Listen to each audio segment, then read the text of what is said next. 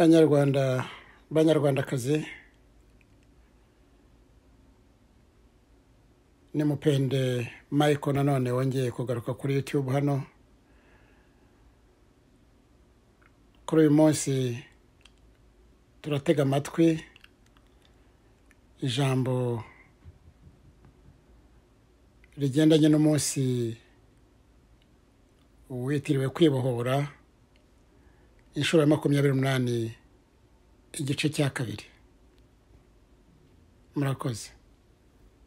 No kuhatakariza ubuzima abenshi. Ibyo byose ni hejuru ya kamere mbi ya Kagame uyoboye u Rwanda ku gitugu muri imyaka 28 ishize. Kandi na n'ubu akaba yarahiriye gukomeza gutegeka u Rwanda ku gitugu byanze bikunze.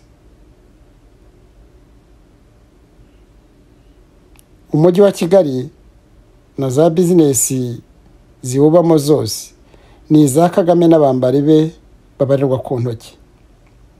Aha niyo majyambere Kagame abwira isi, abwira abanyamahanga abamurikira. Amafaranga yose akora izo za business akakomoka ku mfashanyo z'abanyamahanga zo gutsura amajyambere, ariko ahera mu mifuka ya Kagame nako gatsiko ke. Ani mafaranga akora ibyo nava mu mitungo ye bw'ikongo, kubera zira ntambara zose zihoraho zihangayisha abanyarwanda iyi myaka yose 28 ishize. Muzi ko yatangiye guterwa Kongo muri 1996 na n'ubu bitero bikijya mbere. Byose imidugararo ku banyarwanda. Ibyo rero byitwa amajyambere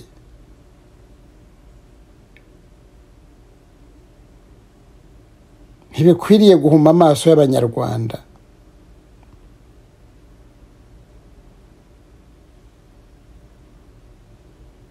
Ngo bisimbuzwe kwemera ikandamiza byarenze urugero mu Rwanda.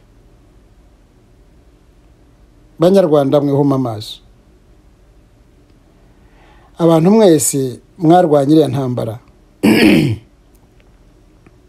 Na cyane cyane abitwa ba generali n'aba senior officers n'izindi ngabo zose rank and file, because zishoni cyane, bikojeje isoni cyane kubona ubwo buzima mubayeho. Na cyane cyane mwese mufungiye mu gihugu nta maza mwaciriwe ngo rubanda rubimenye. Abaturage ntibakigira uburenganzira ku mitungo yabo, bakuwe mu byabo na leta, nta ngurane bahawe. Bariho barangara mu gihugu imyaka 6 no kurenga.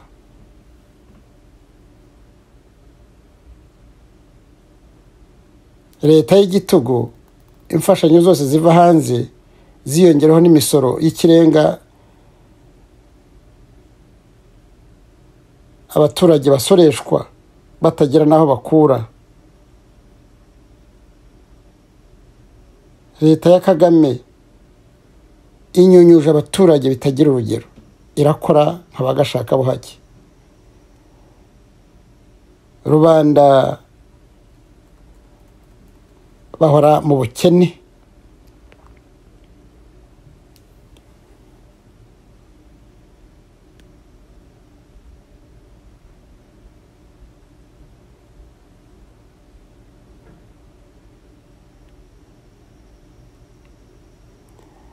Leta y'igitugu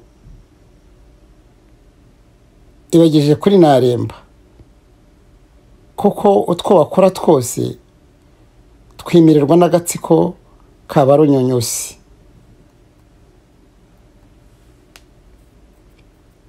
Imyaka 28 rero ishize Kagame yafashe igihugu ku ngwate, asigaye yiba amatora, bategeka abaturage kumutora ku gahato bahagarariwe n'ingabo, maze agahora yegukana 99% mu matora. Imyaka 28 ishize Rwanda rutagira ababahagarariye mu nteko nshinga amategeko, kuko aboherezwayo bose bagomba gusuzumwa no koherezwayo n'agatsiko, bityo bakaba ari bandiyo bwana bakora ibyo bategetswe na Kagame gusa. Rero nta nteko iba mu Rwanda na busa. Muri make imyaka 28 ishize u Rwanda ruboshywe kuruta uko rwari rumeze imbere ya 90. Niyo mpamo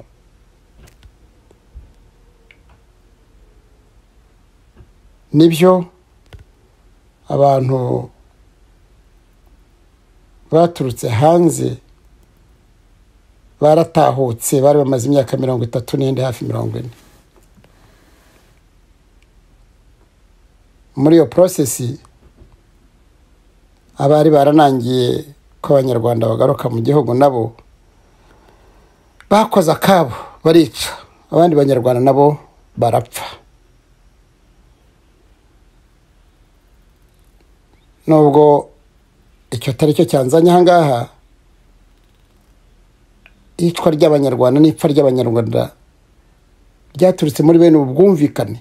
Ubu bwumvikane bwanze kubaho, izi ngoma z'ibitugu, ibi byose nibyo byazaniye abanyarwanda akaga tuba turimo dusubira mu mateka yacu. Ubu mvuga nyuma y'imyaka 28 kugira abanyarwanda bose bisuzume, bumva iki kiganiro cya YouTube, ibibazo byose twarimo gukemura muri 90 turwana twegura imbunda, twarimo gukemura ikibazo nyamukuru.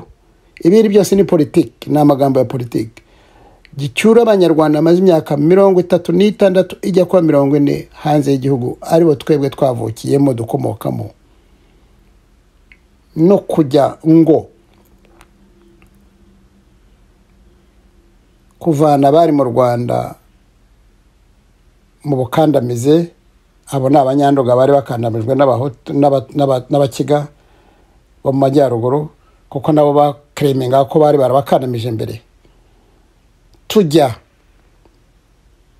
kuringaniza abanyarwanda bose kugira abantu babone uburenganzira bukwiriye, kuko abanyarwanda b'abatutsi babaga mu Rwanda babagaho nka second class citizens, kuko iteka bahoraga baryozwa ngo iby'amateka y'abatutsi ko bandi bahunze bahora babikeka, so babayeho nabi. Ibyo twari tubizi,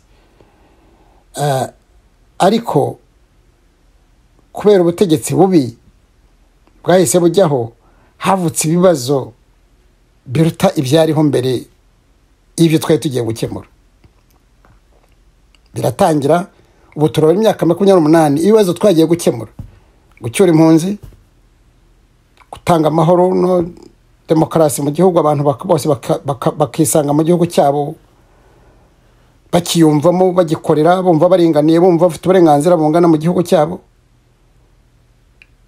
Byose byabaye macuri.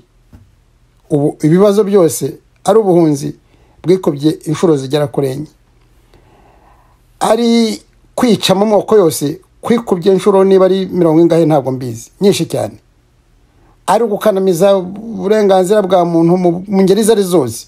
Kagame niwe dictator uruta abandi bose babaye mu butaka bwa Afurika muri imyaka 28, kandi akafite abana bimuhagarariyemo. U Rwanda yararugurije kuko niho havana ziriya mbaraga, afite yamufashamo buhanze.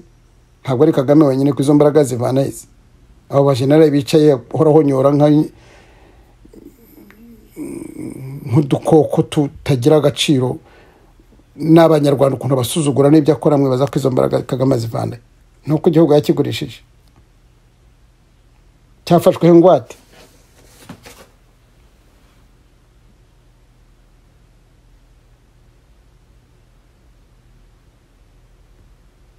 Ibibazo byariho mbere ya 90 byikubye kenshi kubera ubuyobozi bw'igitugu bwa Kagame. Ubuhunzi cyangwa igice kinini cy'abanyarwanda cyahise gisohoka mu gihugu mu gihiriri kinini cyane. hagomba kuba harabaye ifotsi nyinshi cyane zihumuriza abanyarwanda, zibacyura, zisobanura ababi n'abeza, kuko abantu bahunze harimo abantu bari bafite ibyo bahunze heka ari bake. Iyo baho ubuyobozi bwiza, abeza bose baba baragarutse mu Rwanda bahari. Banyarwanda, banyarwandakazi, inshuti z'u Rwanda, igice cya kabiri cy'ikiganiro cyitiriwe kwibohoza 28, igice cya kabiri naha kigarukiye.